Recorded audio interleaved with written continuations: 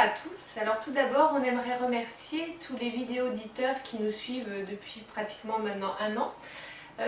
En effet, on a fait à peu près 80 vidéos ou un peu plus.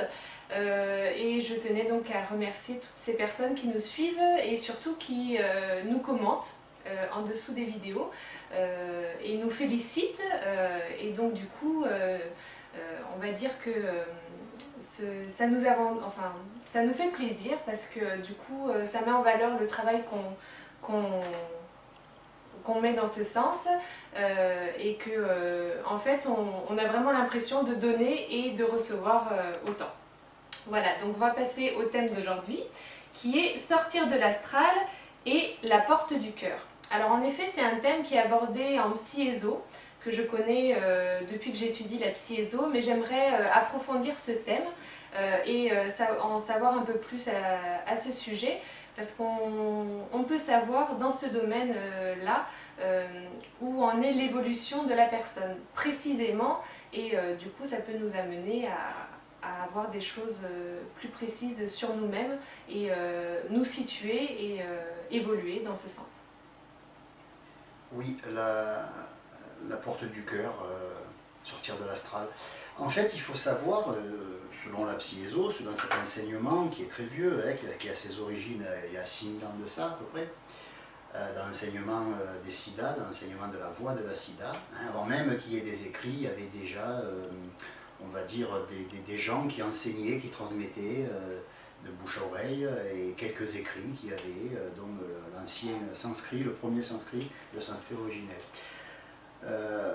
La plupart des gens ont un comportement qui, on le dit, en fonction de leur état d'esprit. Donc on a vite fait de mélanger état d'esprit avec niveau d'évolution. Or les deux ne sont pas nécessairement liés. Comment savoir si nous sommes un minimum évolué? Comment savoir si nous sommes un minimum digne de l'appellation d'être humain? Bon.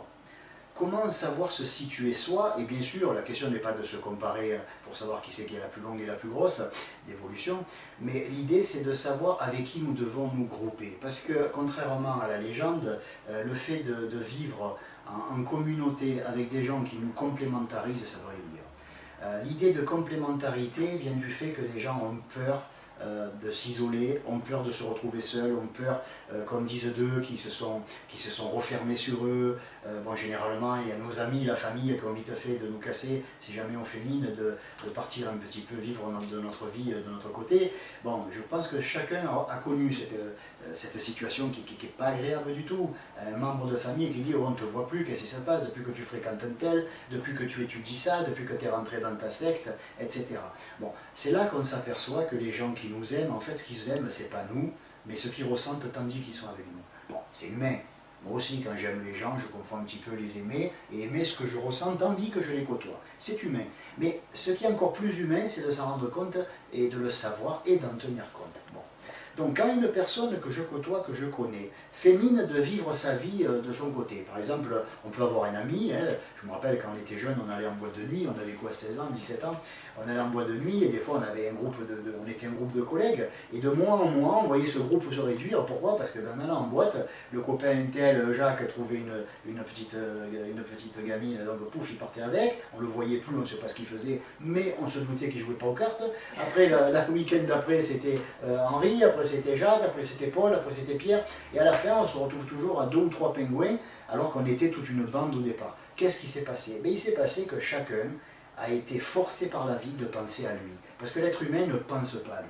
Il fait mine de penser aux autres parce qu'il sait que ça classe, il sait qu'on va attendre ça de lui, alors il fait semblant de penser aux autres. Mais en fait, l'être humain ne pense qu'à lui. L'être humain est profondément égoïste dans le sens de égoïste, qui est relatif à soi, qui s'occuper de soi. Or, nous ne nous incarnons pas pour le voisin, nous ne nous incarnons pas sur Terre pour faire évoluer les enfants pauvres du Tibet.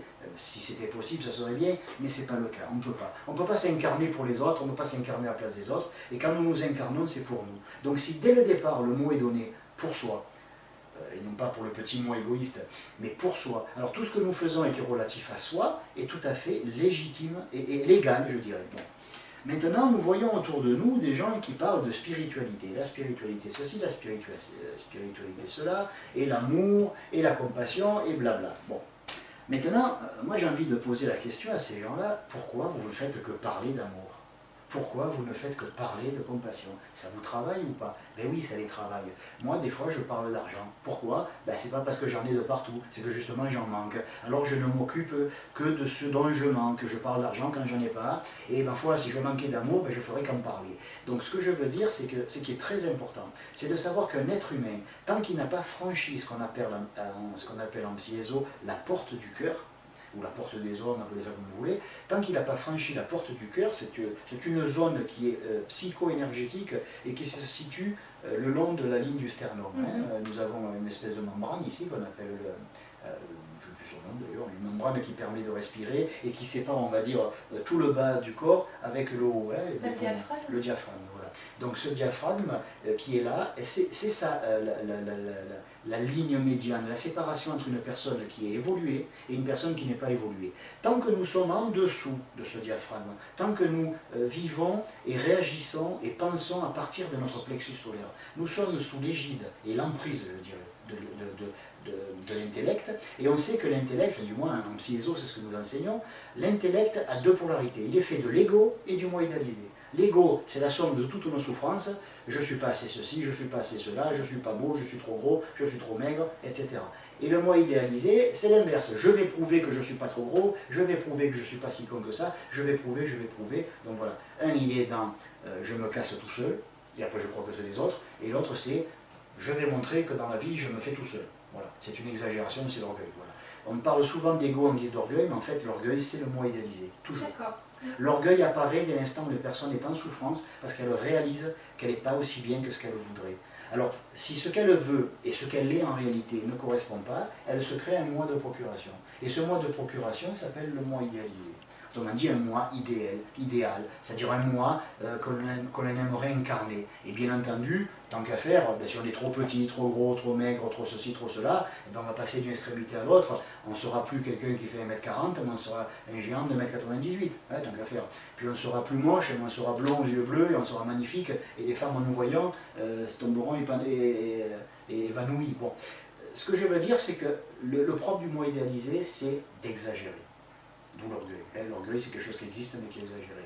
Et l'ego, l'ego, c'est la somme de nos souffrances. C'est maman ne m'aimait pas, je suis bon à rien, pourquoi papa nous a abandonnés, est-ce que c'est ma faute, etc.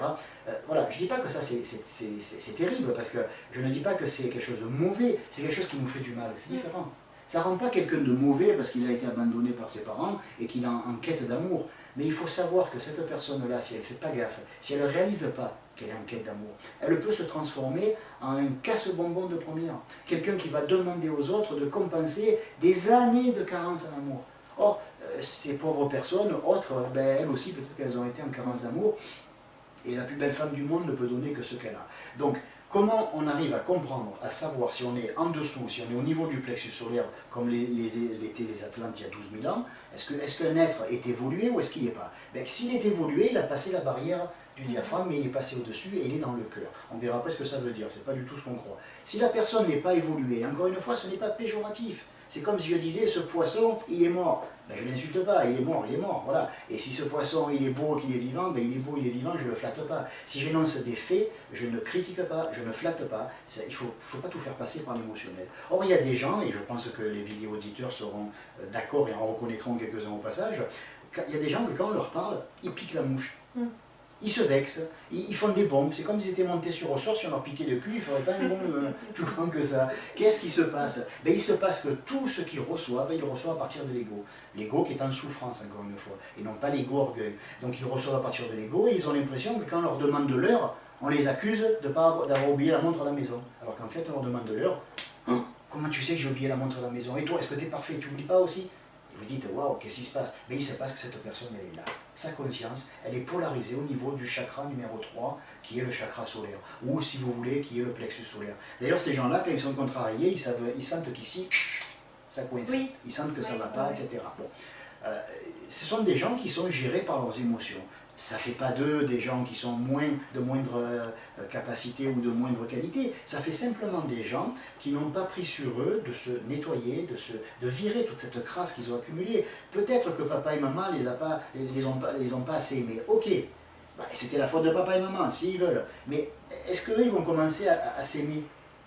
Et est-ce qu'ils vont faire quelque chose d'aimable? Est-ce qu'ils vont avoir un comportement revanchard, à toujours montrer que comme ils n'ont pas reçu d'amour, il n'y a pas de raison qu'ils en donnent? Ou est-ce qu'ils vont faire à autrui ce qu'ils aimeraient qu'on leur fasse? Parce que de le dire avec la bouche et de se dire spiritualiste, c'est bien, mais l'être, c'est mieux. Or, qu'est-ce qu'on voit à notre époque? Et c'est vrai que les psyésos voient ça d'un œil inquiet. Ils se disent, mais où on va? On voit de plus en plus de gens prêcher l'amour, la paix, la joie.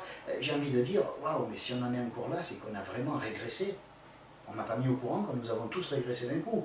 On est en 2014, bon sang, il faut se secouer. Si en 2014, on en est encore à dire aux gens, il ne faut pas faire du mal, il ne faut pas faire la guerre, il ne faut pas laisser le voisin crever de faim, alors que nous, on jette de la viande dans la poubelle tous les jours par kilo. Mais si on en est à dire ça, alors nous sommes moins que les animaux. Donc il faut se réveiller et se dire, mais attends, il faut arrêter là, c'est que de l'émotionnel, c'est de la branlette d'ego, c'est tout simplement passer en revue toutes les raisons que nous avons pour ne pas être des êtres humains dignes de ce nom. Si par exemple mon voisin a un problème, je vais aller l'aider discrètement, et si je peux faire en sorte de l'aider sans qu'il sache que je l'ai fait, ben comme ça j'épargnerai son petit ego, ou son moi idéalisé, peu importe. Je veux dire par là que dès qu'on commence à claironner qu'il faut faire quelque chose, c'est qu'on a envie de faire savoir aux autres que nous on le fait. Alors si on en est là, c'est qu'on n'a pas passé la barrière du diaphragme et qu'on est toujours la petite fille ou le petit garçon qui a besoin d'entendre papa et maman et de dire c'est bien mon petit, c'est bien ma petite, oui t'es jolie, tu seras très belle plus tard, oui tu es beau, tu auras de gros muscles et un gros kiki, voilà c'est très bien. Voilà, si on en est là, on est des enfants, si on est des enfants, on est là-dessous. Le seuil de la maturité, c'est ce niveau-là. Donc une personne qui est dans l'émotionnel, je connais, moi j'ai un ami, je vais dire un pêcheur, c'est une expression provençale qui veut dire le pauvre. Je connaissais un ami que chaque fois qu'on se voyait au boulot, il y a des années de ça, je ne sais pas s'il est encore en vie, si c'est pas pendu ou s'il n'a pas pendu sa femme. Il avait une femme, à chaque fois qu'il se levait le matin, il me racontait qu'il ne savait pas par quelle boule attraper, il avait qu'une sainte trouille, c'est de se faire jeter. De bon matin, il stressait à l'idée de dire bonjour à sa femme, parce que des fois, il lui disait bonjour, elle disait ouais, bonjour, bonjour, t'en as de belles, toi, bonjour, hop, c'est parti. Et toute la matinée, jusqu'à ce qu'il parte au boulot, parce qu'il se levait 1h30 avant, en plus, bon, il était inspiré, il se farcissait sa femme qui se plaignait et qui l'agonisait de plaintes, d'insultes, des fois, voilà. Et je lui disais, mais qu'est-ce que tu fous avec une personne comme ça? Il me répondait, je n'ose pas la quitter. Il disait pas je l'aime. Non, non, ça c'est la version américaine qui fait pleurer tout le monde à la fin. Lui c'était je n'ose pas la quitter. Pourquoi il n'osait pas? Parce qu'il n'en avait pas le courage. Et tout ce qui est question courage, émotionnel, tout ça, c'est ici. D'accord. Bon, alors le mieux bien sûr c'est de ne pas insister, de ne pas y mettre la pression, parce que bon, après on savait, quand il arrivait avec la tronche de travers, on savait qu'il s'était fait donner le pauvre. Bon, voilà. Et donc, je veux dire par là que tous les gens qui sont dans l'émotionnel sont des gens qui n'ont pas franchi cette barrière-là. Alors encore une fois, je ne les insulte pas, je n'essaye pas de les agresser, parce que les gens se sentent agressés quand on leur dit « t'as vu, t'as une plaie ». « Ah ouais, pourquoi? Et toi, tu t'es vu, t'as une bosse, t'as un gros nez ». Quand les gens réagissent comme ça, c'est qu'ils sont à fond dans l'émotionnel. Et quand on est en dessous et qu'on est à fond dans l'émotionnel, ce n'est même pas la peine, et je demande aux vidéos auditeurs de bien se concentrer, ce n'est même pas la peine de parler d'ésotérisme ou de spiritualité, on en est à parler de politesse et de savoir-vivre. Ces gens-là en sont que là, et c'est tout. Et dès qu'ils auront appris la politesse, le savoir-vivre, dès qu'ils seront capables de vivre en communauté sans aller pourrir la vie des autres, sous prétexte que la leur est déjà pourrie, ou c'est du moins ceux qui croient et qu'elle est foutue, alors à ce moment-là, oui, on pourra commencer la spiritualité et l'ésotérisme. Et cette spiritualité et cet ésotérisme commencent à partir de la porte du cœur. Alors le cœur c'est quoi? Rapidement, hein, pour pas que la vidéo dure non plus 2 heures. Ce cœur c'est quoi? La porte du cœur c'est quoi? C'est pas le cœur dans le sens les émotions, l'amour universel, tout ça. Non. Les gens, il serait temps qu'ils comprennent que le cœur, et ce qu'on appelle le cœur, avoir du cœur, tout ça, c'est une métaphore, c'est une... comment on appelle ça? C'est quelque chose de poétique, c'est une licence poétique. On n'a pas du cœur, c'est pas parce qu'on aurait un gros cœur qu'on a du cœur. Si on a un gros cœur, c'est qu'il y a beaucoup de graisse et on meurt. Voilà, ce que je veux dire, c'est que le cœur, c'est juste une licence poétique. Le cœur, c'est, en tant qu'organe et en tant que chakra, c'est le premier niveau du plan mental. Donc quand on parle de cœur, on parle de la première, du premier moment de l'évolution de l'humanité, où la personne n'est plus gérée par ses émotions, où elle n'est plus une Atlante ou un Atlante, elle est quelqu'un qui gère ses émotions. Alors bien sûr, elle ne gère pas directement les émotions, elle ne les prime pas, mais comme elle sait que toute pensée produit une émotion, elle vérifie ses pensées et elle se fie à ce qu'elle sent. Si ce qu'elle sent est négatif, alors ce qu'elle pense est négatif. Si ce qu'elle ressent est triste, alors elle s'est surprise à penser d'une manière qui est triste. Alors elle change sa pensée et du coup elle change son ressenti. Voilà, c'est une loi. Dès l'instant où on est capable de cette preuve d'intelligence, de dire mais si c'est vrai, si mes pensées produisent mes émotions, alors mes émotions sont là pour me donner la qualité de mes pensées. Et c'est grâce à elles que je vais savoir où j'en suis. Donc encore une fois, l'ésotérisme, la spiritualité ne commence que quand on a franchi la porte du cœur ou la porte des ondes, comme on disait avant, et à ce moment-là, on est capable de vivre correctement. Vous faites une œuvre, vous la faites. Quelqu'un fait une œuvre, vous allez vous l'encourager. Vous ne venez pas le critiquer, vous ne venez pas montrer à tout le monde que la personne fait mal. Parce que à quoi ça sert de montrer aux autres qu'un tel fait mal, ou a dit une bêtise, ou il a fait des fautes d'orthographe, comme on voit souvent sur Facebook, t'as fait telle faute, t'as fait ceci, t'as fait cela. Ça ne veut pas dire que la personne a mal fait, ça veut dire mais moi je ne le fais pas, mais moi, et moi merde. Moi, il faut le quitter, ce moi, et arriver à soi. Et le soi, il n'est que sagesse, il n'est que paix, il n'est que camaraderie. Même le mot camaraderie, des fois j'ai honte de le prononcer. J'ai l'impression de parler comme si j'avais 5 ans à des enfants qui ont 5 ans. La camaraderie, c'est quoi? C'est je vois quelqu'un le matin, quand j'y serre la main, j'y fais un sourire franc. Je lui dis pas, alors, toujours aussi con? J'y lance pas une pique, j'y lance pas une flèche. C'est pas des amis, ça. Ça, c'est des merdes. Voilà, ce sont des gens qui ne sont pas sortis de l'animalité. Il faut que vous appreniez à vous, selon la psyéso, après vous faites ce que vous voulez, hein. Si vous voulez être heureux, vous n'avez pas le choix. Il faut que vous appreniez à ne côtoyer, à ne vivre et à ne fréquenter que des gens qui sont comme vous. Pourquoi? Ben parce que simplement, en fréquentant des gens comme vous, ils vont se comporter comme vous, ils vont penser comme vous, et à ce moment-là, vous allez être en paix. Vous aurez des gens qui vont dire « Attends, je t'aide », alors que vous serez en train d'essayer de soulever un truc. Et vous allez rester con. Vous allez dire « Waouh, quelqu'un qui m'aide ». D'habitude, quand je veux soulever la table, il y a un con qui s'assied dessus en me regardant d'un air narquois. Eh bien non, vous n'aurez plus jamais ça. Vous aurez des gens que quand vous allez soulever une table, ils vont se précipiter pour vous aider. Et ça, c'est la véritable fraternité. Le reste, je m'excuse, mais c'est de la merde. Voilà. Alors, si vous avez des questions sur cette vidéo, n'hésitez pas à nous les envoyer à l'adresse qui s'affiche en bas de l'écran. Merci, à bientôt.